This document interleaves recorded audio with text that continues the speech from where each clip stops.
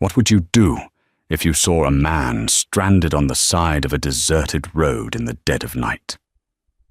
Would you stop? Amelia Hayes did.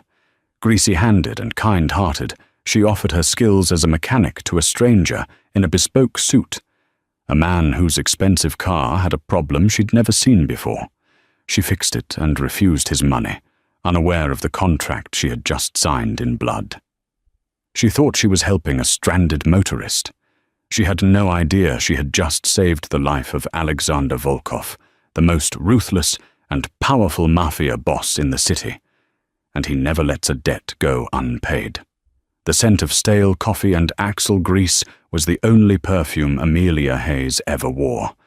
It clung to her clothes, her hair, and the deep-set lines of her palms that no amount of industrial soap could ever scrub clean. At 26, she was the sole proprietor of Hayes Auto, a 3-bay garage wedged between a defunct textile mill and a condemned diner. It was her father's legacy, and it was bleeding money. The final demand notice from the bank felt like a block of ice in her stomach. 30 days. 30 days to come up with 6 figures, or the steel roll-up doors would come down for good. It was just after 2 a.m. on a Tuesday, and the rain was lashing against the windshield of her beat-up 1990s pickup. She was tired. The kind of tired that settles deep in the bones, a weariness not just from a 16-hour workday, but from months of failed loans and mounting, threatening letters from creditors. She took the long way home, through the old industrial sector, a desolate landscape of rust and shadows. That's when she saw it. A car. Not just any car, but a machine. It was a long, obsidian black Bentley, looking utterly alien against the backdrop of urban decay. It was stopped, hazards flashing feebly against the torrential rain. Standing beside it, illuminated in the weak pulse of the lights, was a man. He was tall, wearing a suit that probably cost more than her garage was worth, and he was staring at the front of his car with a look of controlled fury. Every instinct screamed at Amelia to keep driving. A man like that, in a place like this, at this hour? It was a cocktail for trouble. But her father's voice echoed in her head. A person in a broken-down car is just a person, Amy. You help 'em. No matter what. With a sigh that fogged the inside of her windshield, she slowed, pulled her truck in front of the Bentley, and flipped on her own hazards. The high beams of her truck illuminated the scene. The man didn't flinch. He just watched her, his eyes dark and unreadable. He made no move to gesture for help, nor did he seem relieved. He just watched. Amelia grabbed her heavy-duty maglite and her small toolkit, pulled the hood of her rain slicker up, and stepped out into the storm. "Having trouble," she shouted over the wind. The man's eyes narrowed. He was older than her, perhaps mid-30s, with a face that looked carved from hard angles. His dark hair was soaked and plastered to his forehead, but he seemed utterly indifferent to the cold and the rain. "That's a reasonable assumption," he said. His voice was deep, smooth, with an accent she couldn't quite place. It wasn't friendly. Amelia ignored his tone and shone her flashlight at the front grille. "Pop the hood." He didn't move. "I don't need a tow. I've made a call." "Good for you," Amelia retorted, her patience already thin.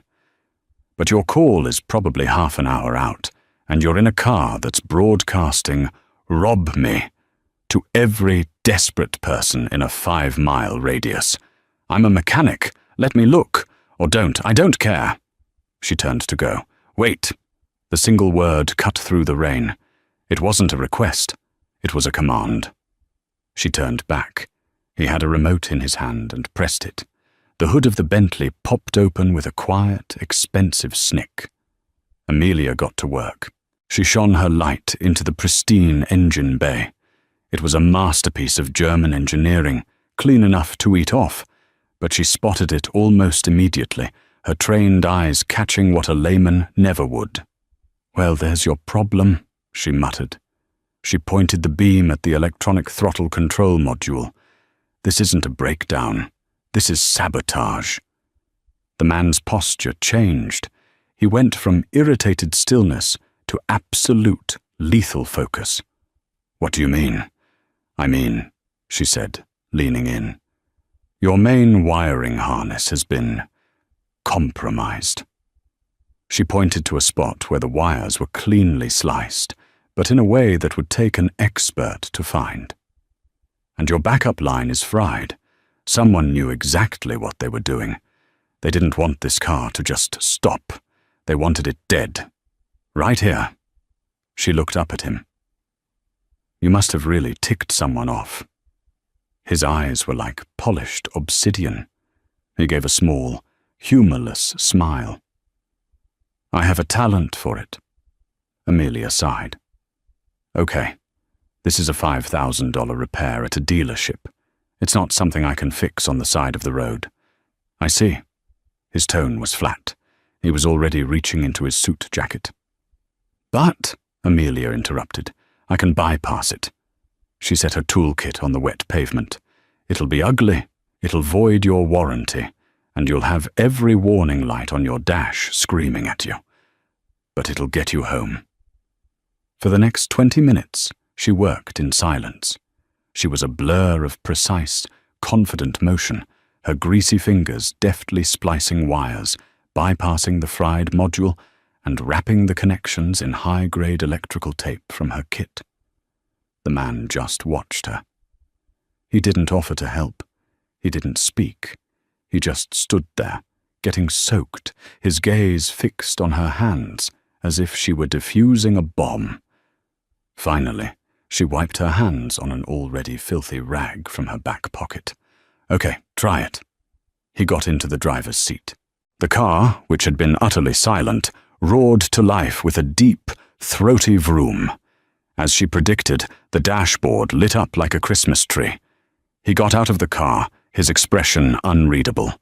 He walked over to her, pulling out a thick, monogrammed leather wallet. He began to pull out bills. Large ones. Amelia held up a hand. "Don't!" He paused. "I pay for services rendered." "I didn't do it for money," she said, packing up her tools. "My dad always said, you help people who are stranded. That's it.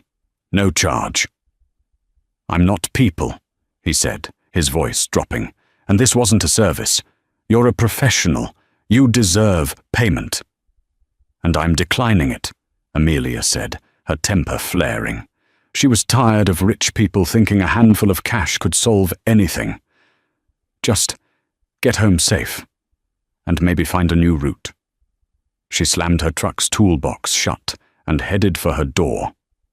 "Ms. Hayes." She froze. Her hand was on the door handle. She hadn't told him her name. She looked back, and her eyes darted to the side of her truck. The Hayes Auto logo was there, faded but readable, along with the phone number. He was holding out a business card. It was thick, heavy cardstock, pure black with embossed silver lettering. It said, "A.V. Enterprises, Alexander Volkov." There was no title, no address, just a phone number. "I don't need a card," she said. "Take it," he insisted. He wasn't asking. He stepped forward, and before she could protest, he gently but firmly pushed the card into the chest pocket of her greasy overalls. His fingers brushed the fabric, and a strange jolt, like static, passed between them. "I repay my debts," Alexander Volkov said. His eyes held hers. "Always." Amelia just stared at him, unnerved. "It's not a debt, it's a courtesy. Have a good night." She got in her truck, started the engine, and pulled away, her heart hammering for a reason she couldn't explain. She watched him in her rearview mirror, a tall, dark silhouette against the powerful headlights of his resurrected car. She drove home, tossed the card on her cluttered kitchen counter, and fell into bed, dismissing the encounter as just another weird night in a weird city, She had no idea that she hadn't just fixed a car. She had interrupted an assassination, and Alexander Volkov, the man the underworld called the Ghost, now owed her his life. 3 days later, Amelia was knee-deep in the engine of a rusted-out minivan when a man in a crisp suit walked into her garage. He wasn't a customer. He smelled like new money and expensive cologne. "Amelia Hayes?" he asked, looking around the grimy office with poorly concealed disdain. "That's me," she grunted, not looking up. "If you're here about the First National loan, I'm working on it. Your boss will get his money." "I'm not from the bank, Ms. Hayes. I'm Mr. Peterson from Sterling Properties. The bank no longer holds your note." Amelia finally stood up, wiping her hands on a rag. "What? Who bought it? I'm not selling." Mr. Peterson smiled, a thin, reptilian expression. "It's not a negotiation. The new owner of your debt is an associate of mine. He has, however, instructed me to deliver this." He slid a manila envelope onto the counter. Amelia opened it. Inside was a single document.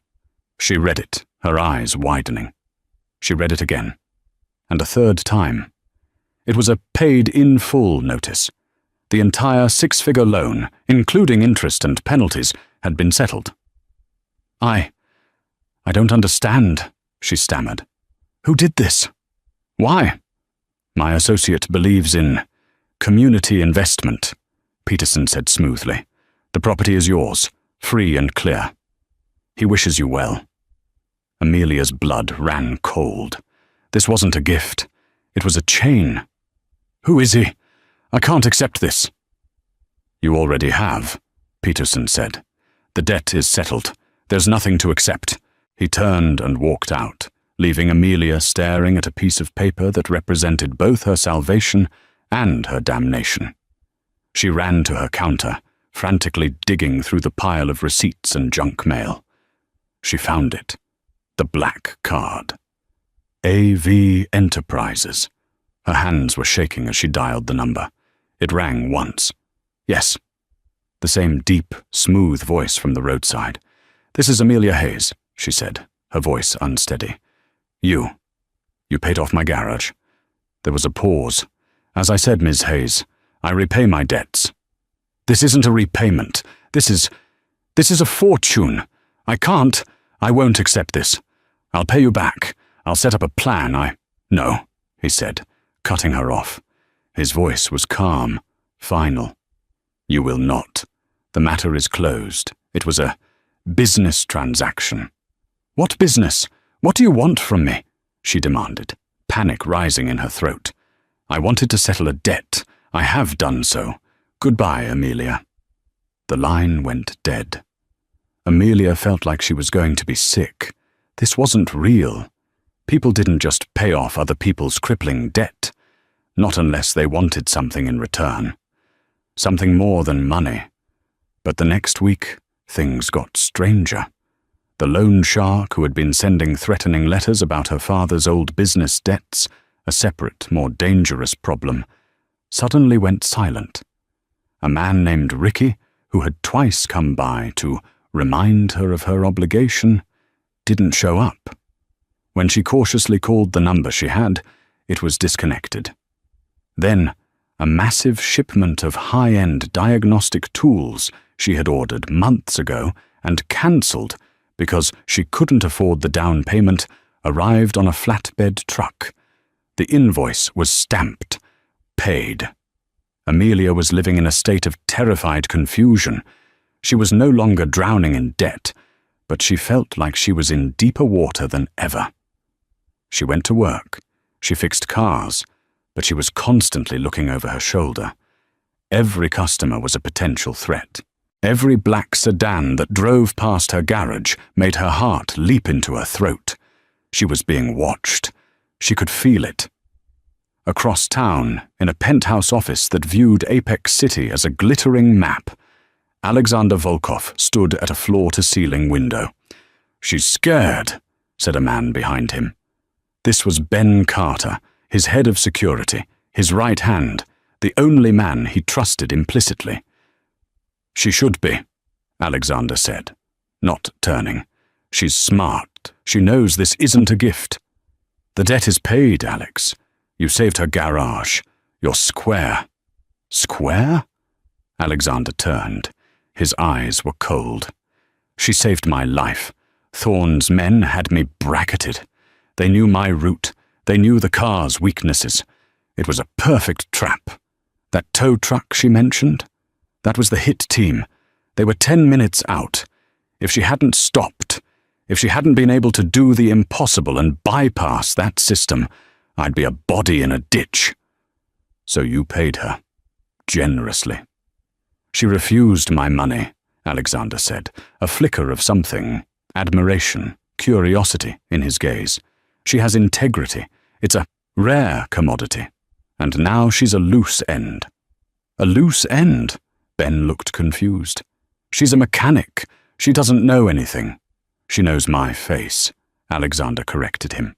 "She knows I was vulnerable, and Marcus Thorne knows his hit failed. He's going to wonder why. He's going to backtrack.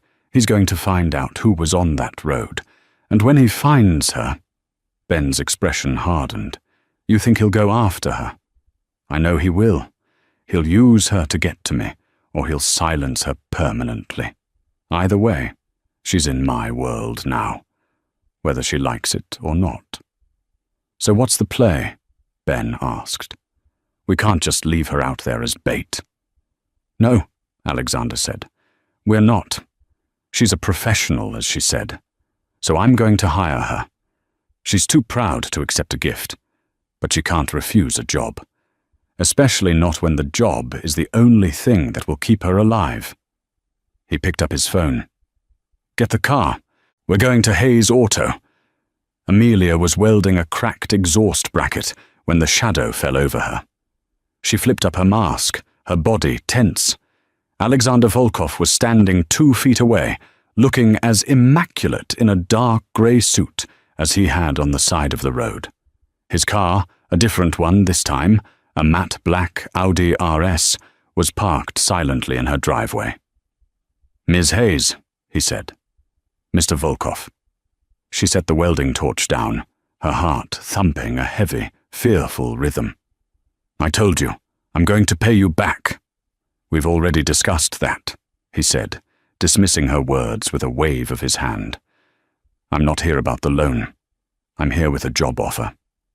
Amelia laughed, a short, harsh sound. "A job offer? Look around. I have a job." "You have a dying business I resurrected," he stated bluntly. "I'm offering you a career. I have a fleet of vehicles, high-end, custom, and sensitive. They require a mechanic with a unique skill set.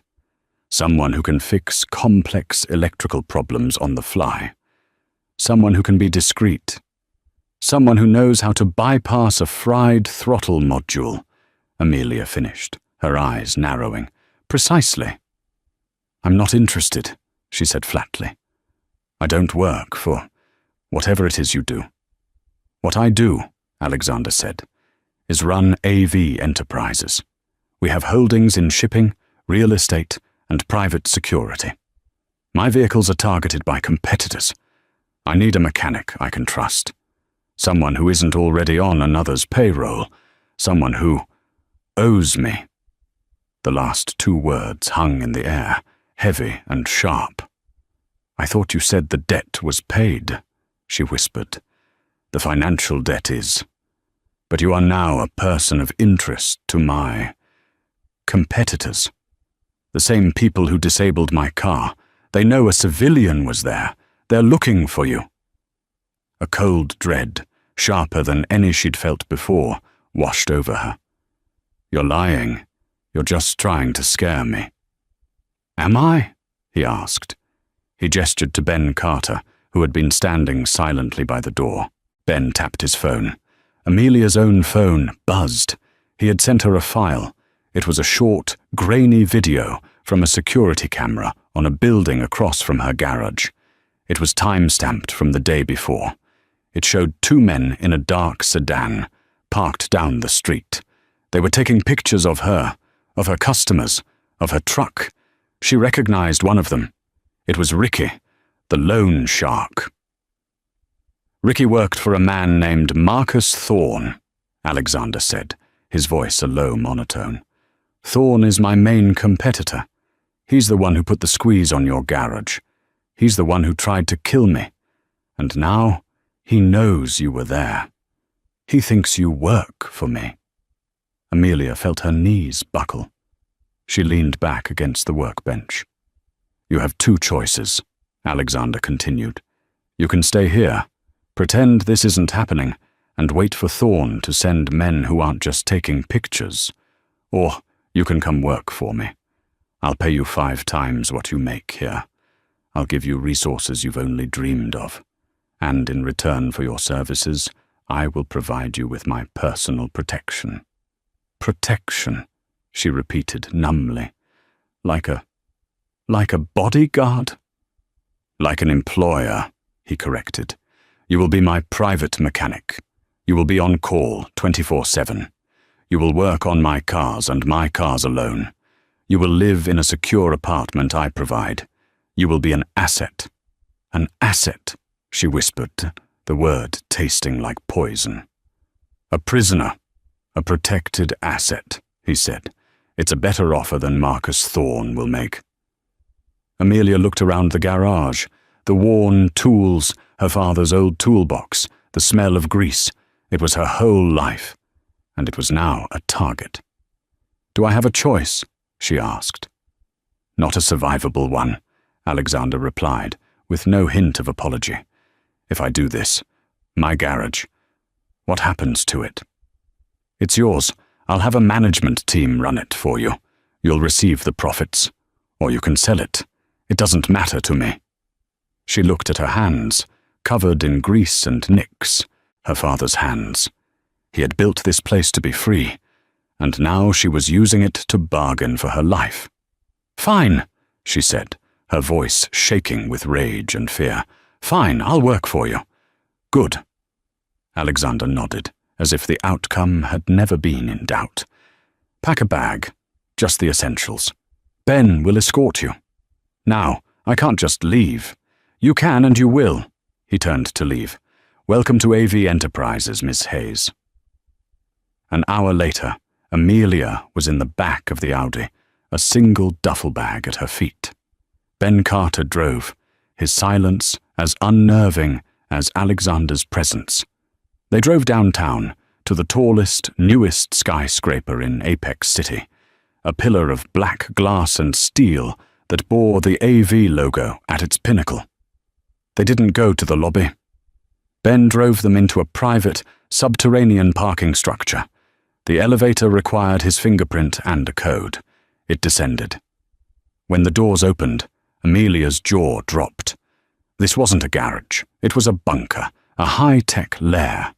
It was a cavernous, brilliantly lit space filled with at least a dozen cars, armored Mercedes, custom-built SUVs, and 2 sleek supercars. On one side, there was a state-of-the-art diagnostic bay, lifts, and a wall of tools that made her own garage look like a relic. This, Alexander said, stepping out of the elevator, is your new workshop.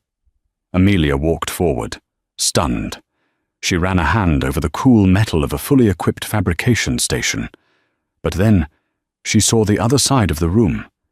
There was a weapons locker. There were tactical vests hanging on hooks. And in one of the bays, a black Cadillac Escalade was being worked on by 2 men in quiet, professional overalls.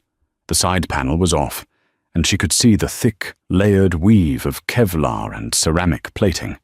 They were welding a panel that had been damaged. It looked like bullet holes. "You're not in real estate," she whispered, turning to him. The full, crushing weight of her situation finally hit her. This wasn't a competitor. This was a war. "I told you," he said. "I have holdings in private security." "This isn't security. This is the Mafia," she breathed, the word feeling foreign and absurd. Alexander Volkov didn't laugh. He didn't deny it. He just regarded her with those same cold, assessing eyes. Some call us that. I prefer to think of myself as a stabilizer of volatile markets. I am the man who owns the shadows in this city, Ms. Hayes. The police, the mayor, the judges, they manage the daylight. I manage everything else. Amelia backed away, shaking her head. No, I can't. I'm a mechanic. I fix cars. And you will continue to fix cars, he said, taking a step toward her. He was close now, and she could smell the faint, clean scent of expensive soap and wool. You'll fix my cars, the ones that keep my men alive, the ones that allow me to move through this city. You're not just a mechanic anymore, Amelia. He stopped, just a foot from her. You're my mechanic. You're the one who saved the ghost. And now, you belong to me. Amelia's new home was a cage, but it was a magnificent one. Alexander had installed her in a penthouse apartment 3 floors below his own.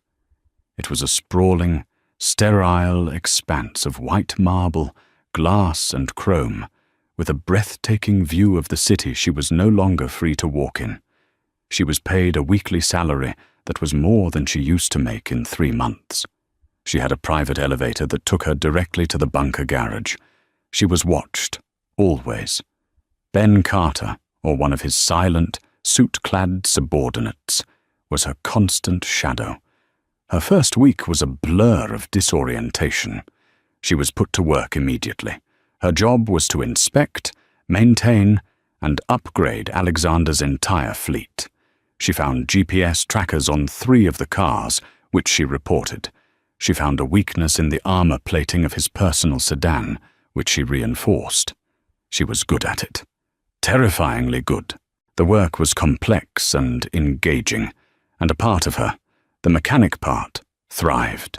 She was working with technology she'd only read about in manuals, but the other part of her was a prisoner. Alexander himself was a paradox. He was rarely there, but his presence was constant. He would appear in the garage at all hours, silently watching her work. "You're replacing the entire wiring harness on the Land Rover," he stated one afternoon, not asking. "I am," Amelia said, not looking up. "The insulation is standard. It can be shorted with a high-voltage charge. I'm replacing it with military spec, shielded cabling. It'll be immune to an EMP. An EMP, he repeated. "Marcus Thorne," she said, her voice tight. "I read the after-action reports on that shipment ambush last year. His team used an EMP device. Your men were sitting ducks." Alexander was silent for a long moment. "You read the after-action reports?" "You left the server unlocked," she said, finally meeting his gaze. "Or you meant for me to see it. Either way, if I'm going to do this job, I'm going to do it right. I'm not just going to change your oil. I'm going to keep you alive." A flicker of respect entered his eyes. "See that you do." They fell into a strange, tense rhythm. He would find her in the garage, and they would talk.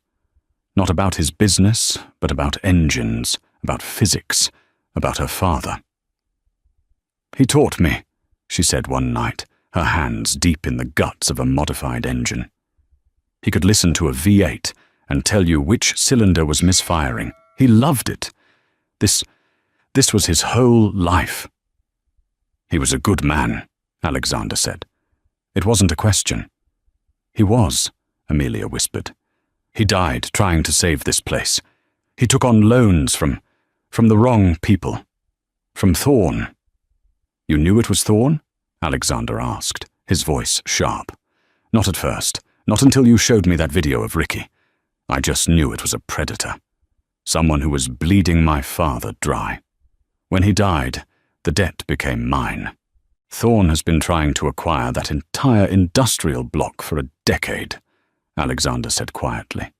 "He wants to build a new shipping depot. Your father's garage was the last holdout. He wasn't just giving him a loan. He was planning a foreclosure." Amelia's hand stilled. "So, all this time, He was the one. The man who destroyed my family. He was, Alexander confirmed. And you? You paid him off? You gave my enemy money? No, Amelia, Alexander said, his voice turning cold as steel. I didn't pay him off.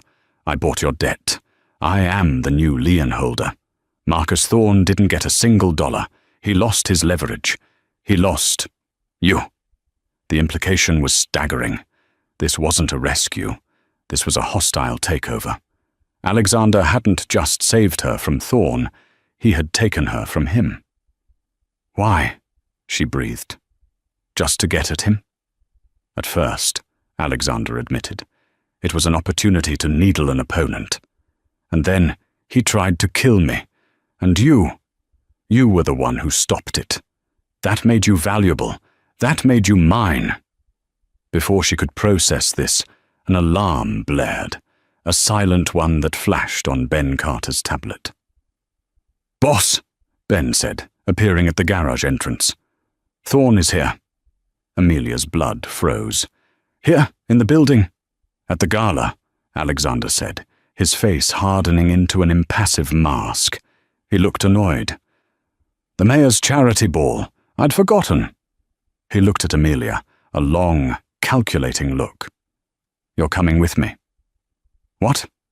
No, I'm not. I don't go to galas. You do tonight? He was already walking to the elevator. Thorne has been sniffing around, trying to find out what I took from him. He thinks it's a thing, a weapon, a piece of information. He doesn't know it's a person. Tonight, we'll show him. Show him? You want to parade me in front of him? I'm not a trophy. Alexander stopped and turned to her. No, you're not. You're a shield. You're the only person in that entire ballroom who isn't allied with me, or against me. You're the only person I can stand next to and know, for a fact, you're not trying to stab me in the back. Now, he said, his voice softening just a fraction. Go upstairs. There is a closet in your apartment. Pick something. An hour later, Amelia was unrecognizable. The white marble apartment had a walk-in closet filled with clothes in her size.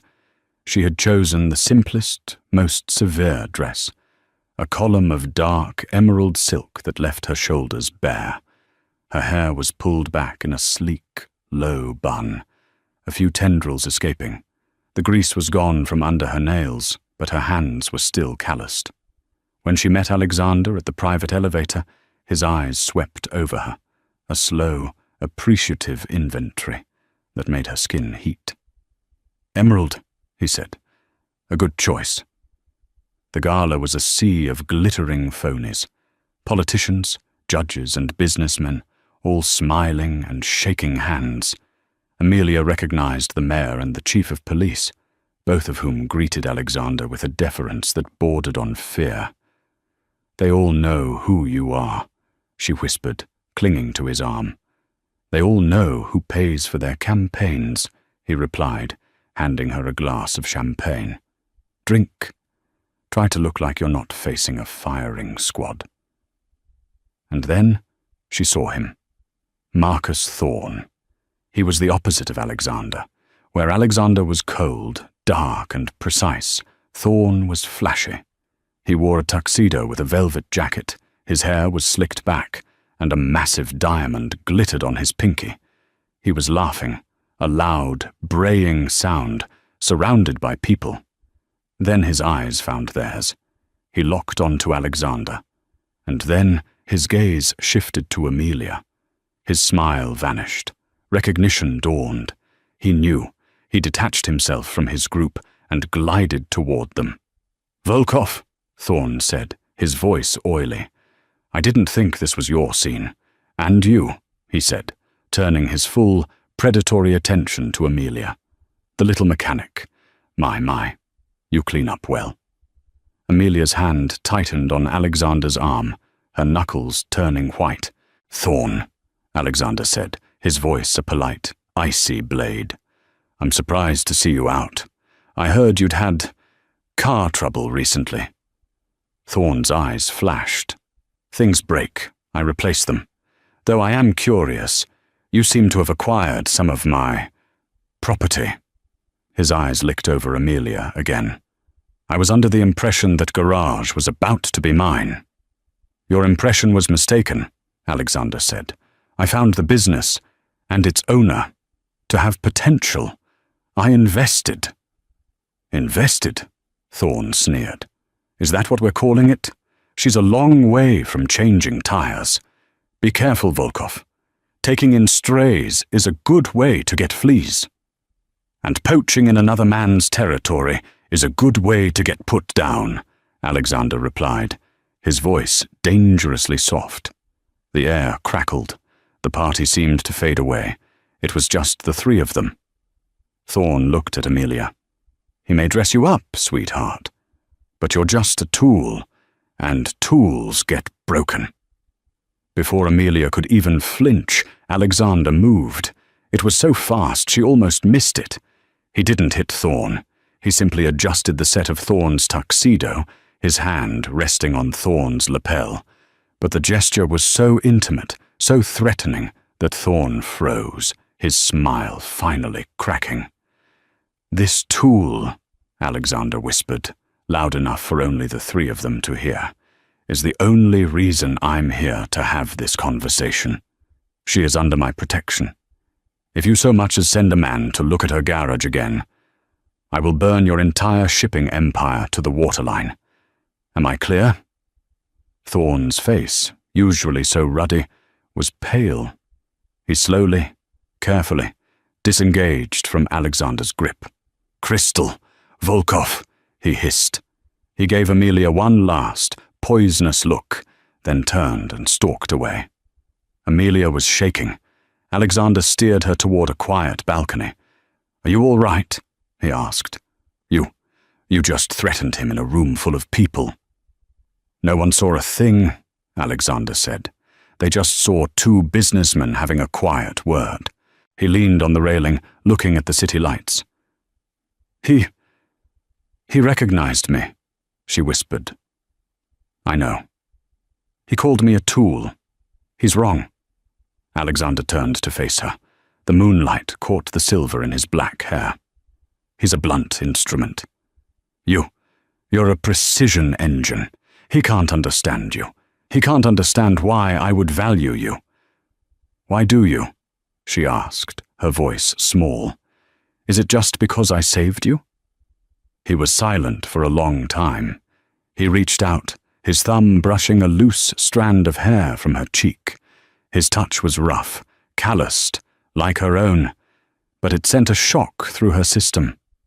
"I value you," he said, his voice losing its icy edge, "because you're the only person I've met in 10 years who has looked me in the eye and told me, no. You did it on the side of that road, covered in mud. You did it in your garage, surrounded by my power. You're real. In a world of fakes, you are real." He was so close. She could see the fatigue in his eyes, the immense weight he carried.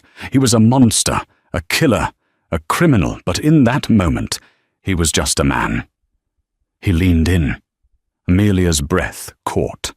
She didn't pull away. She was terrified, but she was also fascinated. The kiss, when it came, wasn't gentle. It was possessive. It was a claim, a brand. It tasted of expensive whiskey and a loneliness so profound it mirrored her own. It was a promise of protection and a sentence of imprisonment all at once. When he pulled back, his eyes were dark. "He will not touch you," he said. "I promise you that." But as they stood there, high above the city, Amelia knew. This was the beginning. The gala wasn't an end to the confrontation. It was a declaration of war. And she was standing at the epicenter. The fragile truce, if it could even be called that, shattered 3 days after the gala. Marcus Thorn, publicly humiliated and privately furious, retaliated. It wasn't a direct attack. Thorn was a snake, not a wolf. He hit one of Alexander's primary warehouses at the docks, not with men, but with fire. A suspicious electrical fault, the fire marshal said. But when Alexander's men went through the wreckage, they found the residue of advanced chemical accelerants. The fire had been so hot, it had warped steel. The shipment, millions in untraceable electronics, was gone. Alexander became the ghost. He disappeared from the penthouse, spending his days and nights in a tactical command center Amelia didn't even know existed, deep in the sublevels of the building. He was planning his countermove. Amelia was left in the gilded cage of her apartment, or in her pristine garage bunker, with only Ben Carter and his team for company. The silence from Alexander was deafening. She was an asset to be protected, and like a prized car, she was being kept in storage while the storm raged. The isolation gnawed at her. She wasn't built to be idle. She wasn't built to be a protected doll. She was a mechanic. She solved problems, and she had a massive problem she needed to solve. She went to the garage, but not to work on the cars. She went to the server. Alexander had been careless, or, she suspected, deliberately permissive. He had left her a high-level access keycard for ordering parts. She found it also gave her access to his unencrypted files. She wasn't looking for business details. She was looking for her. Hayes Amelia, she typed into the search bar. A file popped up. It was a complete surveillance dossier. It had her photo, her social security number, her father's death certificate. And it had the loan documents. She opened the file for her garage. She saw the original loan her father had taken. She saw the predatory interest rate. She saw the name of the shell corporation that had issued it. Thorn Maritime Investments. Alexander had been right. Thorn had been the puppet master from the start. He was the one who had sent Ricky. He was the one who was going to take her garage. Then she saw another file, one she hadn't seen before. Incident report, 10/14/25. A. Volkov, personal. Her breath hitched. That was the night she'd found him on the road. She opened it. It was a full breakdown of the event, written by Ben Carter. Subject Volkov departed safe house at 01:30. Route was standard. Vehicle, Bentley Mulsanne, armored. Incident, vehicle disabled at 01:55. Industrial sector, quadrant 4. Cause, deliberate expert sabotage of primary and secondary electronic throttle control. Assassination protocol. Hostile team, Belestas to 4-man, call sign Wrecker, was en route. ETA 0210. Amelia's blood ran cold. Wrecker. She remembered Alexander's words. That tow truck she mentioned, that was the hit team. She read on. Civilian, Hayes Amelia. Proprietor, Hayes Auto. Arrived on scene 01:58. Motive, apparent Samaritan. Hayes identified sabotage. Bypassed security module. Vehicle operational 02:20. Hayes departed scene 02:22. Hostile Wrecker team arrived 02:25. Found scene empty. Aborted mission. Conclusion, civilian Hayes inadvertently intercepted a level 1 assassination attempt. Her skills are anomalous. She is a high-value, high-risk variable. Amelia sank into the operator's chair. It wasn't a coincidence. It wasn't a simple breakdown. It wasn't just that he was stranded. He was being hunted. He was minutes from being executed. She hadn't just helped him. She hadn't just saved him from a tow. She had saved his life. This changed everything. The power dynamic, which had felt so one-sided, so predatory, suddenly inverted. He hadn't rescued her from Thorn's debt because he was a benevolent shadow. He hadn't even done it as a power play. He had done it because he owed her. He, Alexander the Ghost. Volkov, the most powerful man in the city, was in her debt. A life for a life. The money, the apartment, the protection. It wasn't a cage. It was a desperate, controlling, mafia-style repayment. She was so deep in her thoughts, she didn't hear the elevator. "You're not supposed to be in those files." She spun around. Alexander was standing there. He looked exhausted. His suit was rumpled. There was a dark stubble on his jaw and a small, fresh cut over his right eyebrow. The war was not going well. "You knew," she whispered, her voice shaking, not with fear, but with a new, cold fury. "You knew he was trying to kill you." Alexander's eyes flickered to the screen, then back to her. He didn't deny it. "Thorn has been trying to kill me for 5 years. "No," she said, standing up. "You knew that night. You knew I wasn't just fixing a car. You knew I was saving you from a hit." He was silent. His stillness was his confession. "All this time," she yelled, her voice echoing in the concrete bunker. "You let me believe you were the predator. You let me believe you had trapped me, that you'd bought me like one of your cars. It was the only way to protect you," he said, his voice a low growl. "If you knew the truth, what would you have done? Run? Thorn would have found you in a day. He'd have tortured you for information on me. What I looked like, what I said, how I acted when I was vulnerable. So you made me your prisoner instead.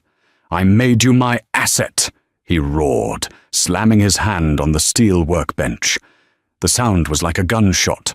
"I made you untouchable. I put you in a fortress, gave you a salary that would make a banker weep, and painted a target on my own back at that gala to draw the fire away from you. What more did you want?" "The truth," she screamed back, tears of rage in her eyes. "I wanted the truth, Alexander. You owe me that. You didn't buy me. You didn't save me. I saved you. You are in my debt." The air crackled with the raw, unspoken reality of her words. He stared at her, his chest heaving. The mask of the ghost was gone.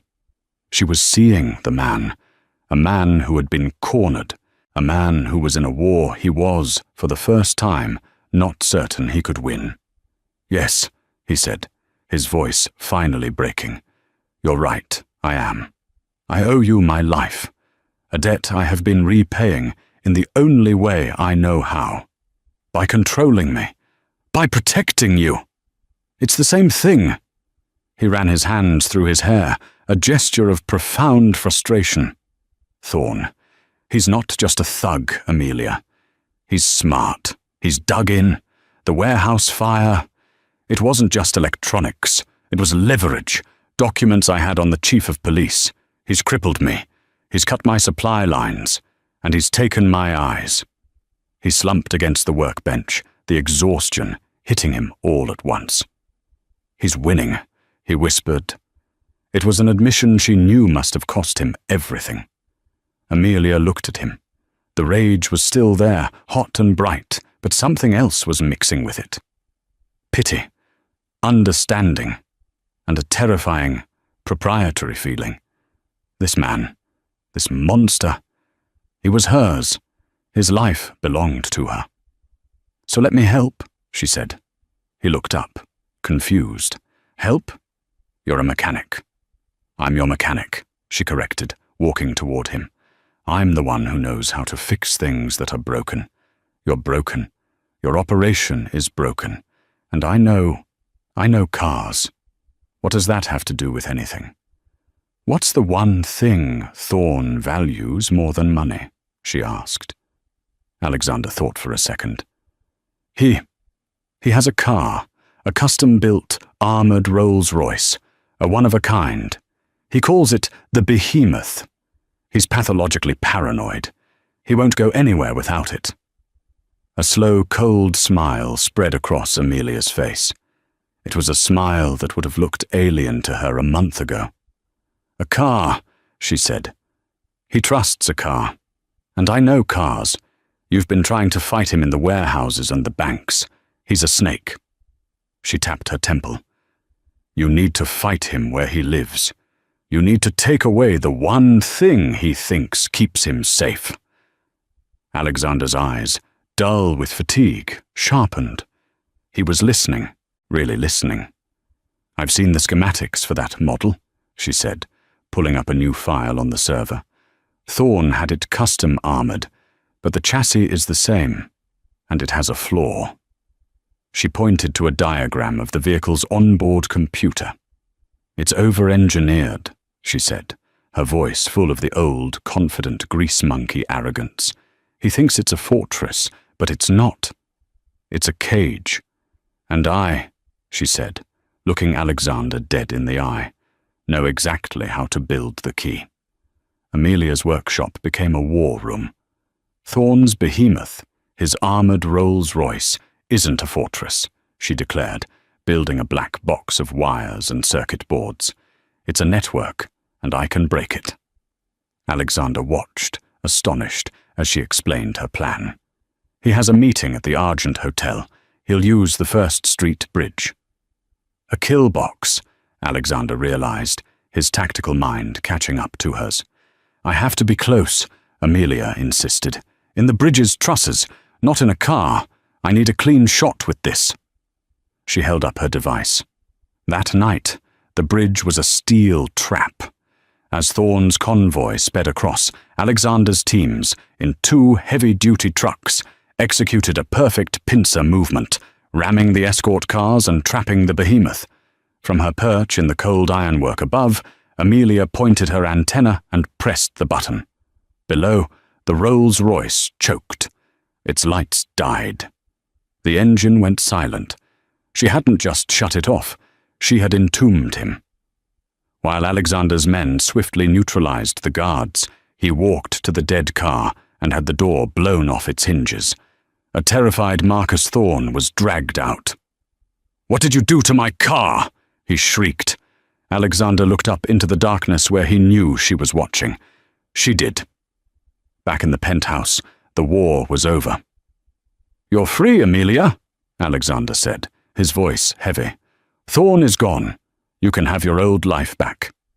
Amelia looked at the man she had saved, the monster she had surpassed. "I don't want it," she said, stepping toward him. "That girl is gone. I saved your life, Alexander. That makes it mine." He pulled her in, his eyes blazing. "This world will break you."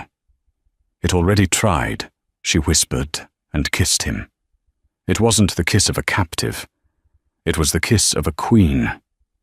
And that's the story of how a simple act of kindness on a dark, rainy night changed everything.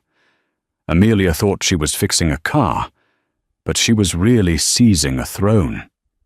She proved that knowledge is power, that integrity is a weapon, and that the most dangerous person isn't the one with the gun, but the one who knows how to break the machine.